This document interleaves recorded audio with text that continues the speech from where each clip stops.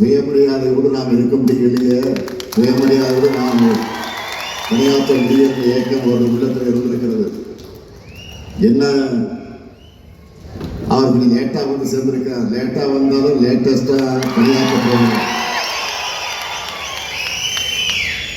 அதுதான் நமக்கெல்லாம் வரலாறு. வெல்வோம் ஒன்றாக என்று கூறி மீண்டும் உங்களை தாய் கழகத்தின் சார்பில் வருக வருகிற வரவேற்று